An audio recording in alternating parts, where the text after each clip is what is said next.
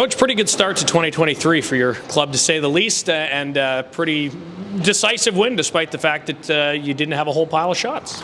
Yeah, I think that it was certainly a grind tonight. You know, I thought we looked a little tired, specifically the guys that have played a lot of hockey here recently, and we've been running some guys with some, quite a bit of high ice times, and but we grinded away, and the good teams find a way to win games, and I don't really necessarily think it was a 6-1 hockey game. I thought they were coming hard, and it's a real good team next. I like Manitoba's team. They compete, they battle, they win a lot of 50-50 battles. The D hold the line, not only the offensive blue line, but the defensive blue line. So I can see why their record is what it is. But you know what?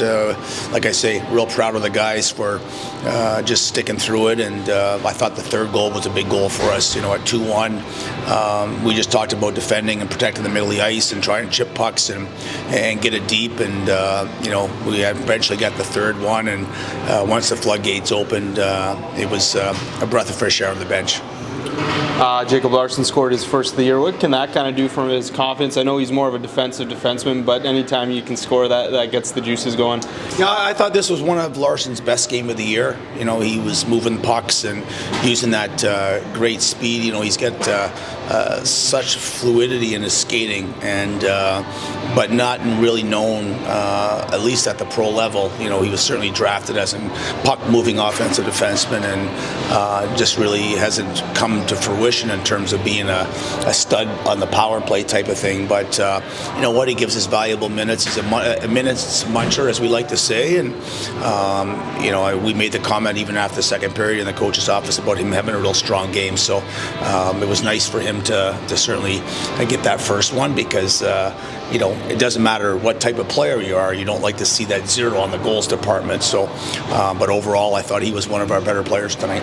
Scott Sabourin has that huge tilt with Tyrell Bauer, one of the best fights we've seen this season, and then he comes back and scores twice. So what does he mean to your team, just in staying up for guys and then going out and showing that he can still play the game of hockey as well? Well, I think Sabby is. I've certainly come to appreciate him as a head coach here since I've been able to get to know him and coach him, and he brings a lot to the table. Sometimes he frustrates you from a systematic perspective, but he wants to win, and he'll do anything for the team. And the Bauer kid, he's a real tough customer, and like you said, it was probably one of the best fights of the season, and for him to be able to score the goal, and he certainly has a knack for scoring the empty net goals. He seems to really thrive on it now. So I think he's hit career totals in goals already, and we're not even at the halfway point. So big part of our team, and in our division, you need that. When you go into Syracuse like we did the other night, and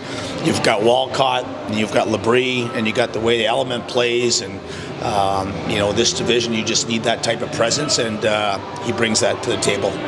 Your team was very opportunistic tonight. That newly minted top line, they don't need many chances to cash in, but they're certainly cashing in quite a bit. Yeah, they've been fantastic this week, since Lodin came back and we put them together. Quite frankly, I had that vision really back in October, when you start looking at potential line combos down the line, but just with the injuries to Lodin and Ridley Gregg, it just never came to fruition. And this time around, just the way the lineup was designed here, I felt that it was time to give them a try. And at least for 1 week, it's been real good with chemistry. And to be honest with you, like Ridley Gregg's game's come a long way, and we've talked about his game, and he just continues to get better and better every game. And I think Sokolov, who really ultimately, even though the points have been there, had a little bit of a slow start, but he's starting to be a game changer out there as well, protecting pucks and feeling real confident with it. So it's good to see, and anytime your first line is 3 kids, it's a bonus. So we'll see if they can continue that next weekend.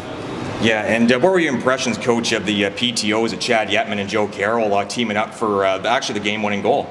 I think we've been dealing with PTOs really since middle of October, and every guy that's come in has been a real valuable addition and made important contributions for us to stay in the playoff mix. And we had 5 of them in the lineup tonight, and Betts' line continues to really work hard and do the right things as a fourth line. And we brought Yetman in just because of his skill set, and anytime you score 43 goals in the OHL, you've got to have some kind of offensive prowess, and he's doing really well, so we felt that he deserved a little bit of opportunity. So we told him when he came in, you're going to play some power play, and he got the assist on Joe Carroll. Now, we are familiar with Joe Carroll because we had him in the COVID year, but you've seen the type of shot that he has, and he's another kid that we've kept our eye on, and he's still only 21 years old, so to have the type of numbers he has already is good for him and great for our team right now.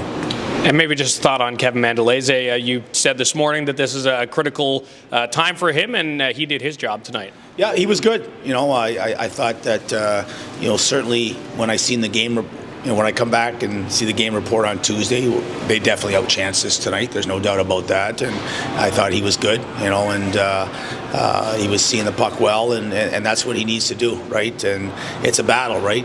Sogard's been so good since he's returned, and Bibo's still here and wants the net as well. So I guess healthy competition is always good, but the organization felt that at this time it was important to get Mandolese back up here and give him some starts and see if he can rebound from ultimately a slow start from his perspective. But when you go down to the ECHL and you do well and you're a prospect, there comes a time when you got to give a guy another opportunity, and at least for one night tonight he was good.